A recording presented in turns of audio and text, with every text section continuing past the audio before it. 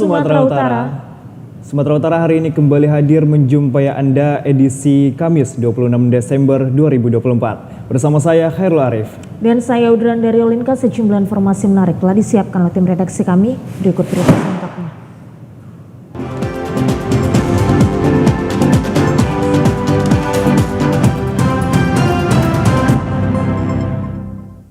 Pemirsa, hujan deras dengan intensitas tinggi sejak sore hari kemarin hingga tadi malam menyebabkan jalan lintas dari Garoga menuju Tarutung tadi malam longsor dan menyebabkan lalu lintas lumpuh.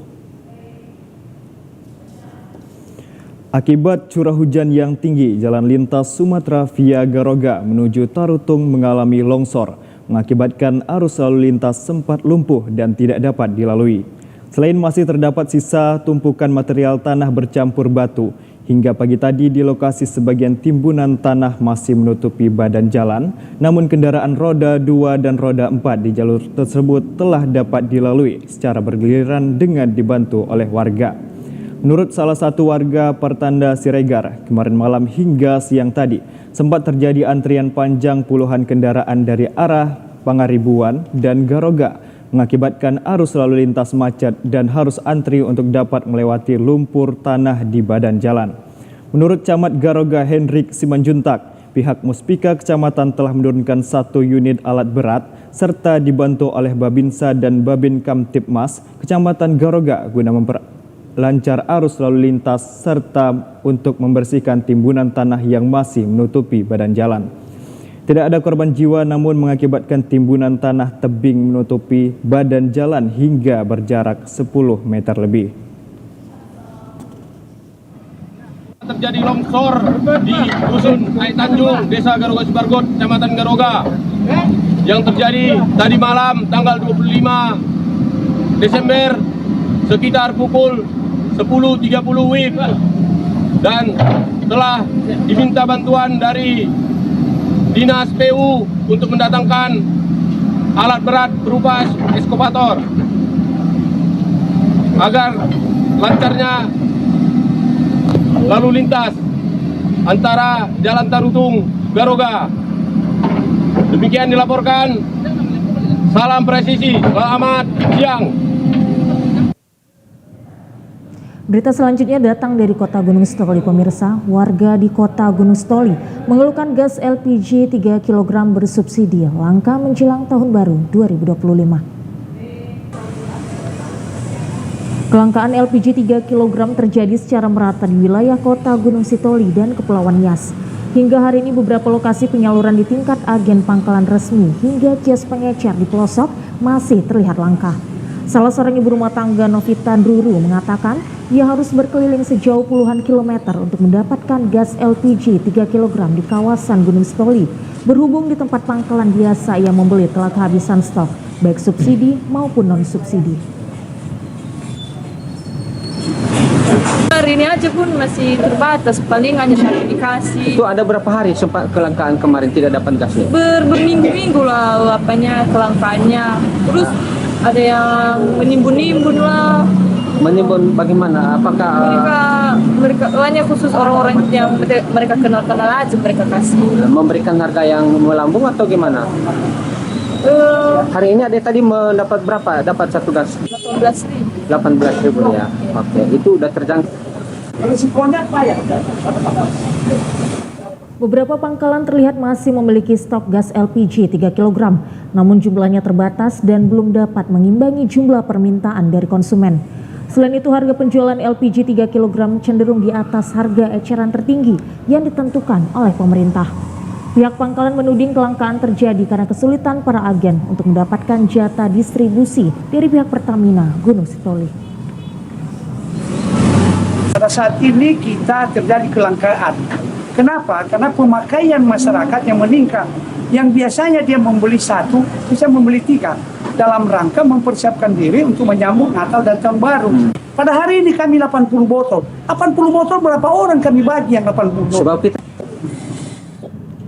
Sementara itu, pihak Pertamina Gunung Sitoli belum dapat dikonfirmasi terkait kelangkaan gas LPG 3 kg yang berlangsung di daerah itu.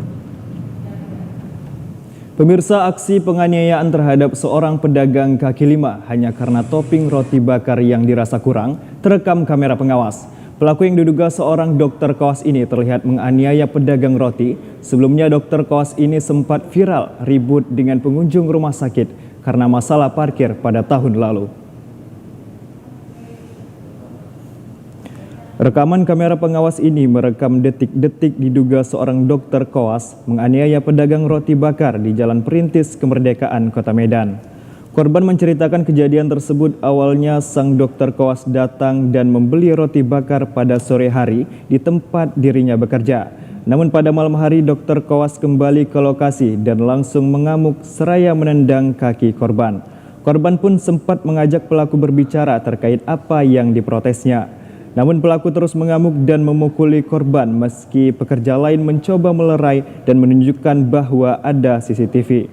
Pelaku tak menghiraukan dan terus memukuli dan menjambak korban. Berselang berapa lama pelaku langsung pergi menuju mobil dan korban sempat mendatangi pelaku ke mobil dan kembali bertanya perihal apa yang dikomplainnya. Sembari pergi pelaku mengatakan jika topping roti bakar yang dibelinya kurang banyak. Jam 7 dia kembali lagi bawa sisa makanan buat makan lagi. Jadi dia nggak ada ngomong komplain apa-apa, dia langsung mencadar saya menjamur sama menendang. Lalu saya nanya, kenapa kak, komplain apa, masalah apa, diceritakan baik-baik, malah marah-marah, teriak-teriak, nggak jelas. Habis itu dia mau pergi baru dia ngomong, bahkan sedikit kali, banyak. Gitu. Habis itu langsung dia pergi, saya kejar mobil, dia turun. Akibat peristiwa ini, korban mengalami luka-luka di bagian tangan, kening, serta kaki. Korban sudah membuat laporan kepolisian ke Polrestabes Medan dan sudah melakukan visum. Polisi pun sudah mengambil keterangan korban beserta bukti rekaman CCTV pada saat kejadian di lokasi. Kasus ini kini ditangani Satreskrim Polrestabes Medan. Tim gabungan Direktorat Kriminal Umum Polda Sumut melakukan penggerebekan di kawasan Tengah Kota Kisaran, Kabupaten Asahan. Penggerebekan ini dilakukan karena banyaknya aduan masyarakat yang resah akibat praktik lokalisasi perjudian jenis bakarat atau kartu. Belasan orang yang diduga para pelaku judi jenis bakarat atau kartu yang sedang asyik dalam permainan ini mendadak kaget dan lari saat petugas gabungan Ditreskrimum Polda Sumut masuk ke lokasi perjudian dengan modus warung kopi yang berada di Jalan Bakti Kisaran. Sejumlah pelaku sempat melakukan perlawanan kepada petugas serta mencoba untuk melarikan diri. Namun berkat kesigapan petugas, seluruh pelaku akhirnya dapat dibekuk beserta barang bukti beberapa kartu yang digunakan untuk bermain judi serta uang yang diperkirakan berjumlah jutaan rupiah. Saat melakukan penyisiran lokasi, petugas juga menemukan 2 unit mesin judi jenis tembak ikan dan 1 unit mesin judi jenis piala yang disimpan di dalam sebuah ruko. Direktur Kriminal Umum Polda Sumut Kombes Pol Sumaryono mengatakan penindakan ini juga merupakan wujud dari tindak lanjut program Asta Cita Presiden Prabowo Subianto yang menegaskan harus menindak permainan judi dalam bentuk apapun. Beberapa kegiatan perjudian, diantaranya ada bakarat dan juga adalah tembak-tembak ikan. Dan tentunya kami berterima kasih kepada masyarakat luas yang sudah memberikan informasi dan Polda Sumut akan menunjukkan dedikasi untuk melaksanakan perintah dari Bapak Prabowo untuk melakukan tindak tegas segala bentuk perjudian. Selain mengamankan 19 orang pelaku perjudian, polisi juga menyita puluhan unit sepeda motor para pelaku yang terdapat di lokasi. Polisi menegaskan akan terus melakukan penggerebekan serupa di wilayah Sumut untuk meminimalisir maraknya perjudian. Pemirsa, sebanyak puluhan personel kepolisian Resor Labuhan Batu mendapatkan penghargaan atas pengungkapan kasus penculikan seorang remaja putri dan penyalahgunaan narkotika di wilayah hukum Polres Labuhan Batu. Sebanyak 29 personil dari Satres Kriminal dan Polsek Kuala Hulu serta Satres Narkoba Polres Labuhan Batu mendapatkan penghargaan atas pengungkapan 2 kasus besar beberapa waktu lalu. Penghargaan tersebut diserahkan di halaman Mapolres Labuhan Batu, Rantau Prapat. Sebelumnya, 19 personel gabungan Satres Kriminal dan Polsek Waluhulu berhasil mengungkap kasus penculikan seorang remaja putri dan menangkap 3 pelaku di salah satu penginapan di Provinsi Sumatera Barat. Sementara 10 personel lainnya dari Satres Narkoba yang berhasil menggagalkan peredaran narkotika jenis sabu seberat 20 kg dan 38.689 butir pil ekstasi dari seorang kurir. Kapolres Labuhan Batu AKBP Bernard L. Malau menyebut, penyerahan penghargaan ini merupakan apresiasi institusi Polri terhadap para personel yang memiliki loyalitas dan dedikasi tinggi dalam melaksanakan tupoksinya sebagai anggota Polri. Jadi saya selaku Kapolres Labuhan Batu sangat apresiasi terhadap kinerja anggota kami, dan hari ini saya selaku pimpinannya Polres ini dan saya selaku bapaknya serta selaku partner kerjanya sangat bangga. Untuk itu hari ini kami melakukan bersamaan dengan upacara pelaksanaan PAM Natal dan pemberian penghargaan.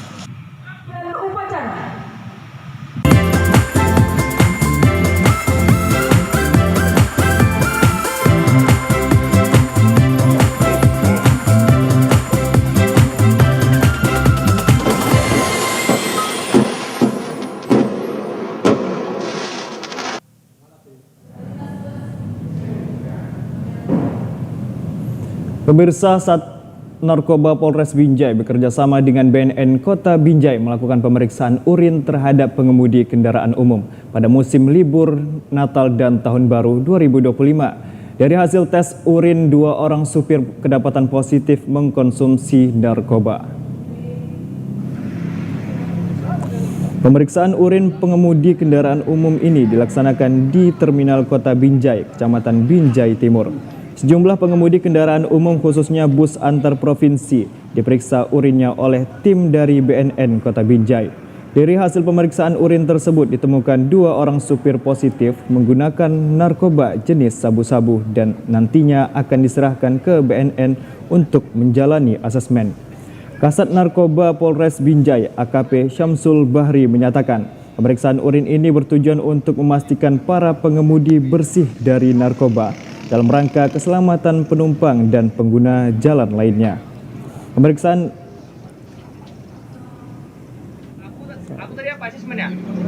personel kami dari narkoba melakukan pemeriksaan tes urin terhadap awak angkutan darat khususnya yang ada di Binjai, melaksanakan tes urin terhadap supir, dan kita sudah melaksanakan dari tanggal 21. Yang pertama kita lakukan kemarin di Pos Jan Megawati. Di sini kita temukan tiga supir yang urinnya positif. Nah, sekarang kita di Terminal Binjai melaksanakan tes urin, ini sedang berlangsung, sudah ada 2 yang positif. Kita mengantisipasi keselamatan para penumpang angkutan bus, jangan sampai daripada supir keselamatan orang lain. Pemeriksaan urin supir angkutan umum ini sebelumnya juga telah dilaksanakan oleh Sat Narkoba Polres Binjai dan BNN Kota Binjai di pos pengamanan Nataru di Jalan Megawati, Binjai, dan menemukan 3 orang supir yang positif narkoba.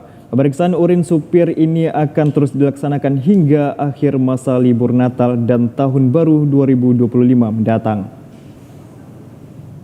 Tim gabungan pemerintah Kota Sibolga bersama TNI Polri memeriksa kesiapan petugas dan kelayakan armada serta keamanan penumpang ke sejumlah titik lokasi yang dipadati oleh pemudik Nataru. Sejumlah lokasi yang ditinjau pihak Pemkot Sibolga bersama TNI Polri tersebut antara lain Pelabuhan Penyeberangan Sibolga, Terminal Bus, serta lokasi objek wisata Pelabuhan Hanggar. Pemeriksaan difokuskan pada kesiapan petugas dan ketersediaan armada mudik. Selain itu, pemeriksaan ini juga untuk memastikan kelayakan dan kelengkapan sarana keselamatan bagi penumpang, terutama pada armada kapal dan bus penumpang.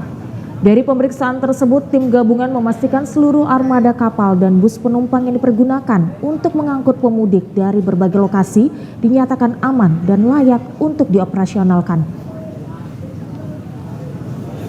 Kita mudah-mudahan semuanya masih terjangkau, masih tercapai sesuai dengan SOP yang berlaku, dan dimohon agar semua petugas selalu siap siaga dalam menghadapi Nataru. Dari tempo semuanya berjalan dengan baik dan terpantau dan selalu siap untuk mengawasi dan memberikan dukungan, bantuan kepada semua personil yang bertugas.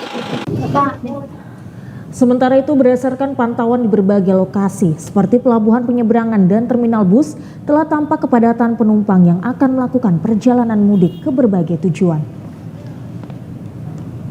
Pemirsa, selama 1 pekan, pihak pengelola jasa kapal penyeberangan mencatat sebanyak 9.000 orang masyarakat Nias yang melakukan mudik Natal dan Tahun Baru ke kampung halaman yang masing-masing telah diseberangkan melalui pelabuhan Sibolga.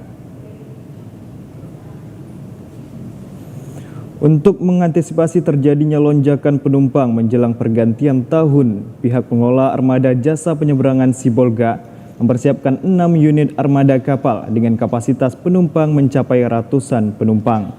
Bahkan untuk mengantisipasi terjadinya penumpukan penumpang berhari-hari di kawasan pelabuhan Sibolga, pihak jasa kapal penyeberangan pun melakukan perubahan sistem dengan memerintahkan nahkoda kapal untuk segera kembali usai menurunkan penumpang di pelabuhan tujuan.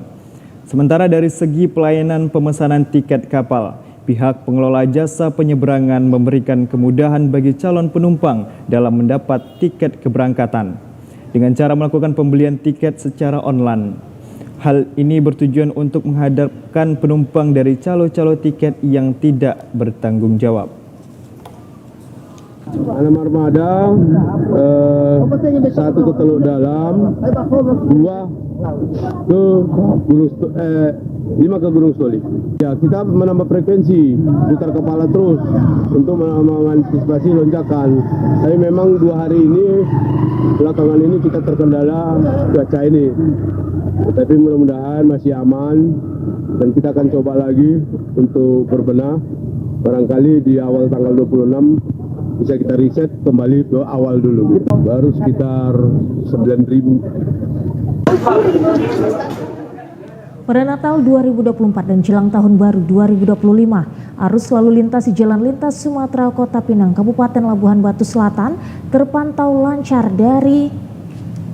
terpantau lancar dan volume kendaraan sedikit berkurang. Situasi arus lalu lintas saat Nataru di Kabupaten Labuhan Batu Selatan, tampak kendaraan yang melintas di depan Pos Pam 1 Jalan Kota Pinang sedikit sepi dan hanya didominasi kendaraan truk dan masyarakat lokal. Sedangkan untuk kendaraan pemudik yang berasal dari luar kota belum tampak melintas. Meski demikian, petugas pengamanan mudik Natal dan Tahun Baru tetap siaga dan sesekali melakukan patroli sebagai antisipasi agar tidak terjadi antrian panjang dan penumpukan kendaraan. Untuk tahun ini, pihak kepolisian lalu lintas Labuhan Batu Selatan juga melakukan pembatasan kendaraan yang parkir di depan ruko serta memberikan pembatas di bahu jalan agar mudik Natal dan Tahun Baru berjalan dengan lancar. Pemirsa, untuk pengamanan libur Natal 2024 dan Tahun Baru 2025 di Kabupaten Humbahas dalam kesiapan personel, sarana dan prasarana menggelar operasi Lilin Toba 2024 selama 13 hari.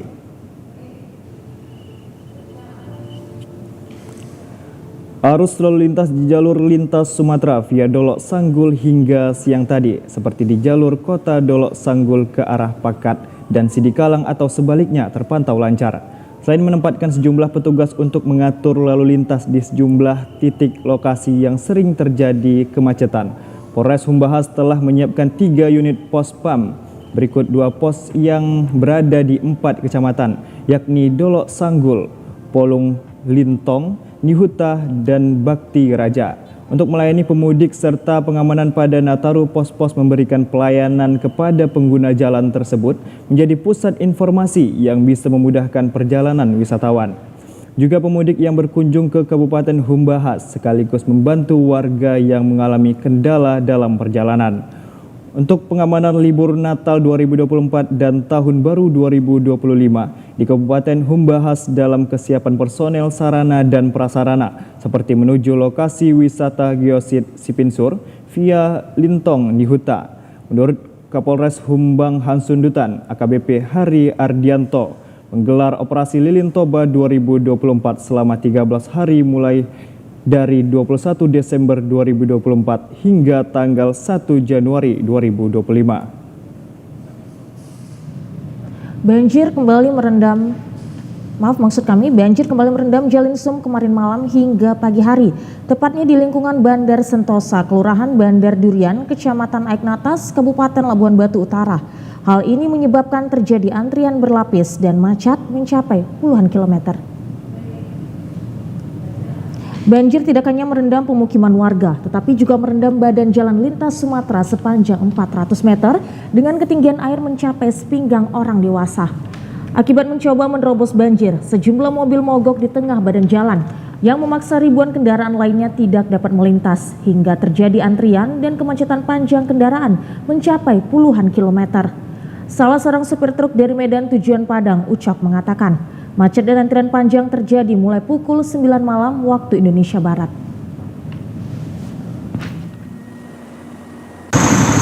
Kapan itu? Mulai jam 9 malam, Bang. Jam 9 malam? Iya. Sampai jam ini belum apa ya, Bang ya? Belum, Bang. Lumpuh total ya, Bang ya? Ya lumpuh total, Bang. Apapun nggak bisa lewat itu. Udah macet kali. Udah macet ya, Bang ya?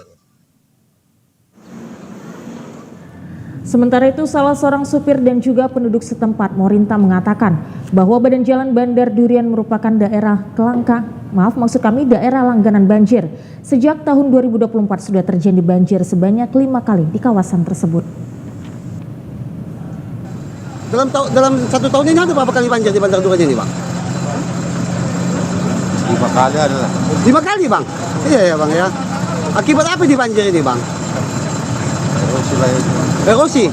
Akibat perambah hutan ya, Bang?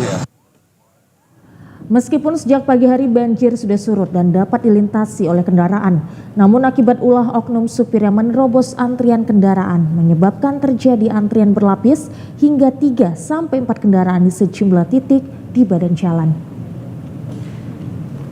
Pemirsa, kami akan segera kembali dengan sejumlah informasi lainnya. Tetaplah bersama kami di Sumatera Utara hari ini.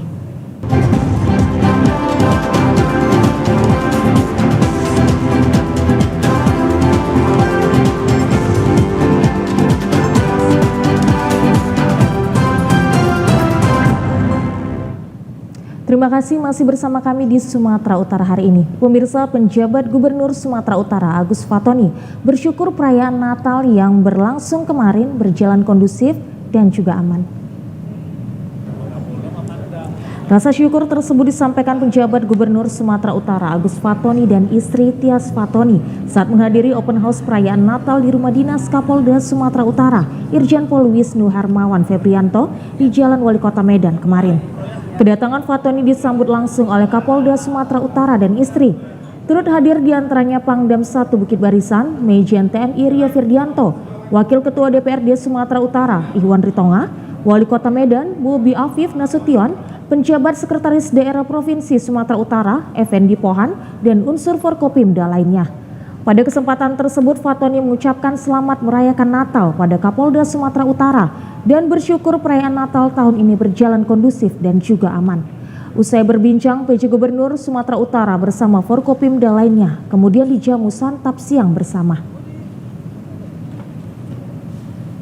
Pemirsa, Natal yang diperingati oleh umat Nasrani mengandung makna yang sangat luas, termasuk meneladani sikap Tuhan Yesus Kristus sebagai gembala yang baik serta datang menyelamatkan manusia dari segala dosa. Hal itu diungkapkan Pendeta Krisman Zendrato dalam khotbahnya pada kebaktian Malam Kudus Natal di Gereja Pemberita Injil GPMBRI Jemaat Gunung Sitoli malam tadi. Jelaskan Natal yang mengangkat tema gembala yang baik adalah Tuhan Yesus, termasuk kedatangannya ke dunia menjadi manusia mengandung makna yang harus diteladani umat manusia. Tuhan Yesus sebagai gembala yakni rendah hati, penguasaan diri, mendengarkan dengan hati setiap suara yang menyapa, kemudian mempertaruhkan nyawanya untuk semua orang serta tidak membiarkan domba-dombanya tersesat, melainkan Sang Penyelamat. Ditekankan Pendeta Krisman, kisah nyata kelahiran dan perjalanan Tuhan Yesus Kristus itulah layak diteladani umat Nasrani dan diaplikasikan di lingkungan keluarga, masyarakat, bangsa, dan negara.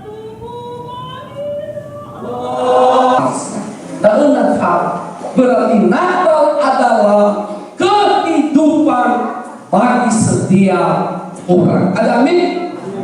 Kalau Natal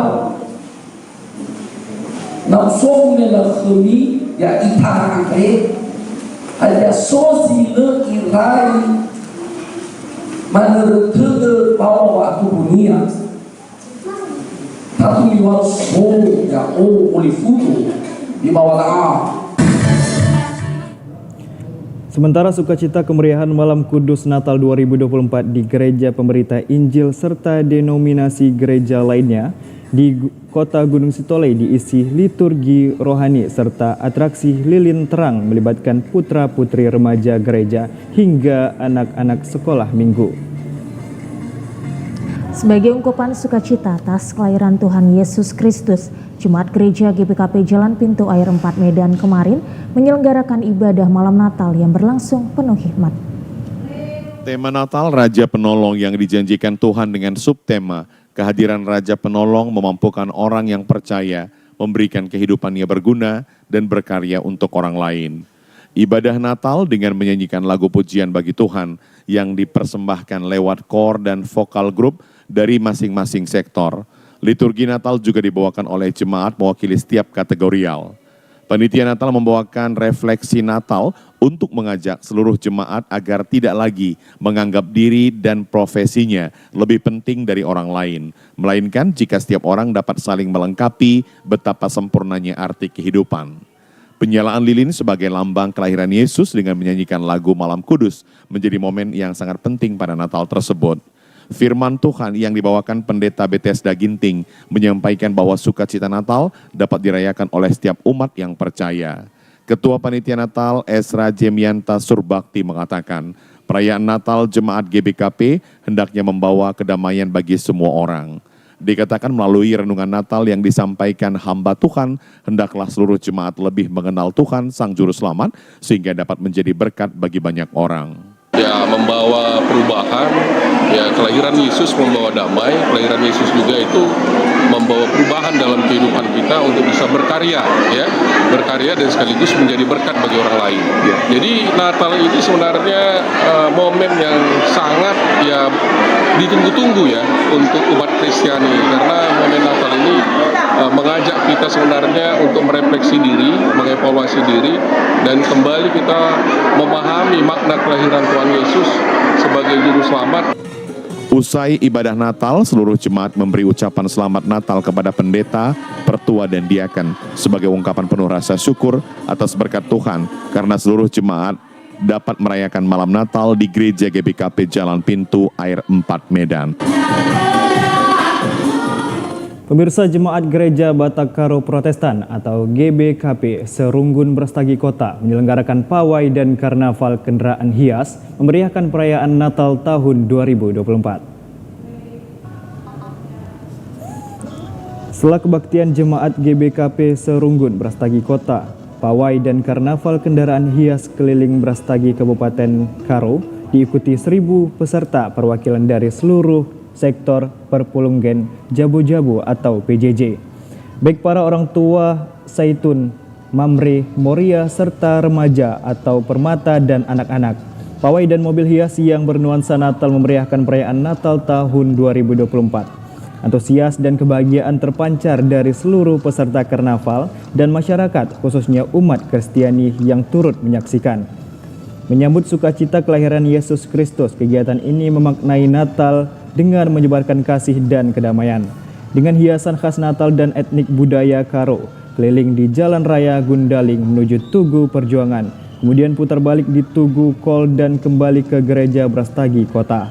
Pendeta Anna Juli Beru Surbakti mengatakan, dengan momen sukacita Natal ini diharapkan keberkahan dan kedamaian dijauhkan dari mara bahaya, bencana, dan kebaikan Natal menjadi berkat bagi Kabupaten Karo. Biasa dengan sukacita memeriahkan kelahiran Tuhan Yesus yang telah menyelamatkan kita melalui kegiatan-kegiatan yang positif seperti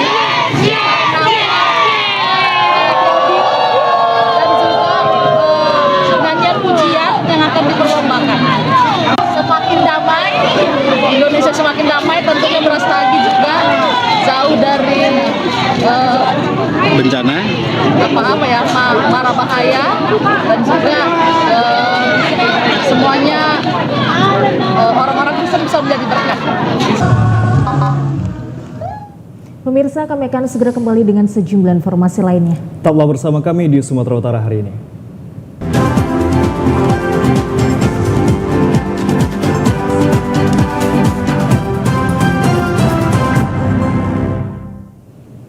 Pemirsa, memasuki perayaan Natal dan Tahun Baru 2025, harga kebutuhan pokok di pasar tradisional Pasar Baru Penyambungan Mandailing Natal mengalami kenaikan akibat berkurangnya stok dari para pedagang.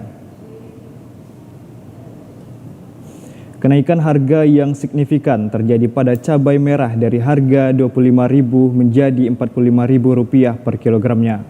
Selain cabai, komoditas lainnya juga mengalami kenaikan harga seperti bawang merah dari Rp20.000 menjadi Rp38.000 per kilogram, sementara harga sayur mayur seperti wortel, bunga kol, buncis dan sayuran lainnya juga mengalami kenaikan rata-rata Rp2.000 per kilogramnya.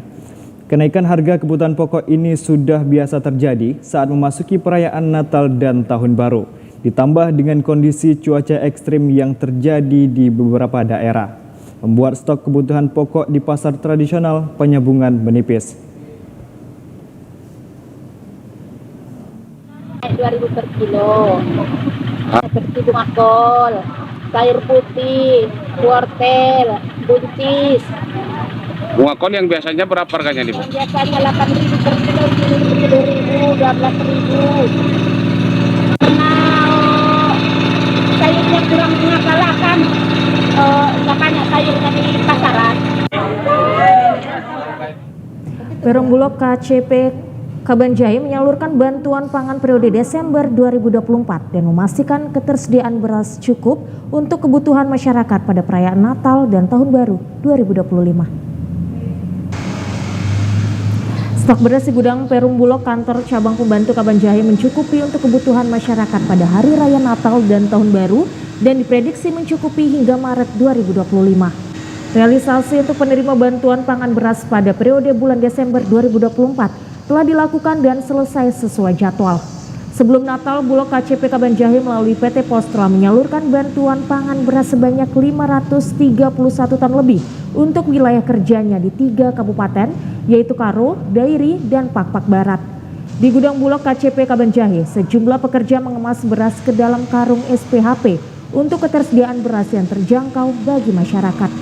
Operasional Bulog KCP Kabanjahe Zulkifli mengungkapkan, stok beras di gudang mencapai 475 ton dan dipastikan pasokan beras Bulog aman saat Nataru sampai dengan awal tahun 2025.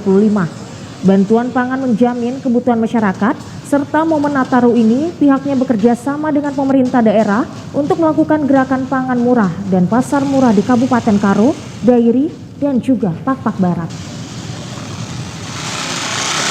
Untuk mengantisipasi untuk kenaikan atau gejolak harga yang akan kita hadapi nanti, Pak, untuk menjelang hari besar keagamaan di tahun baru ini. Selama di bulan November sampai Desember ini kita sudah bekerja sama dinas-dinas terkait ya di 3 kabupaten, Pak Barat, Dairi, sama Karo. Itu kita melaksanakan gerakan pangan murah, pasar murah di wilayah kerja 3 kabupaten itu. Berapa banyak yang kita keluarkan untuk pasar murah ya, Pak? Pasar murah itu sudah kita keluarkan kurang lebih untuk Kabupaten Karo kurang lebih ada 20 ton, untuk Dairi sekitar 25 ton, untuk Pak Barat 10 ton. Pemirsa, memasuki bulan Desember, sebagian besar para petani di Kabupaten Toba akan melakukan penanaman benih padi di sawah mereka. Untuk mendukung para petani di musim tanam padi kali ini, PLT Kepala Dinas Pertanian Kabupaten Toba, Joni Hutajulu mengatakan pihaknya telah memberikan bantuan benih padi di 7 kecamatan. Sedangkan pada Januari 2025, pihak Dinas Pertanian Kabupaten Toba juga menambah bantuan benih padi kepada para petani yang belum mendapatkannya. Selain itu, kebutuhan Maksud kami Kabupaten Toba mendapatkan alokasi pupuk urea sebesar 7.472 ton dan NPK sebesar 8.000 ton. Joni menyebutkan bahwa alokasi pupuk bersubsidi di Kabupaten Toba untuk tahun 2025 bertambah, disebabkan semakin banyaknya para petani yang masuk ke kelompok tani dengan sistem simultan. Biarpun masih 7 kecamatan, tapi kita usahakan di bulan Januari akan ada bantuan benih padi lagi dalam rangka persiapan untuk pencapaian produksi yang lebih baik lagi. Dan kesiapan sarana produksi yang lain seperti pupuk, khususnya pupuk bersubsidi, tahun 2024 yang sekarang ini kita mendapatkan alokasi pupuk secara Kabupaten Toba untuk urea itu sebesar 7.472 ton. Pemirsa, kami akan segera kembali dengan sejumlah informasi lainnya. Tetaplah bersama kami di Sumatera Utara hari ini.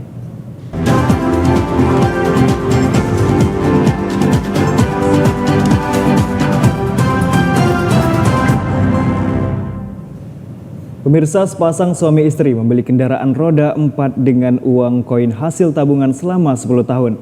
Sebanyak 5 galon yang berisi uang koin 500 dan 1.000 rupiah dibawanya untuk membeli mobil. Pasangan suami istri Renta Boru Batubara dan Effendi Duha, warga Belawan, memberi inspirasi bagi warga Kota Medan. Ia membuktikan bahwa uang koin dapat berharga dan mampu membeli barang mewah jika dikumpulkan.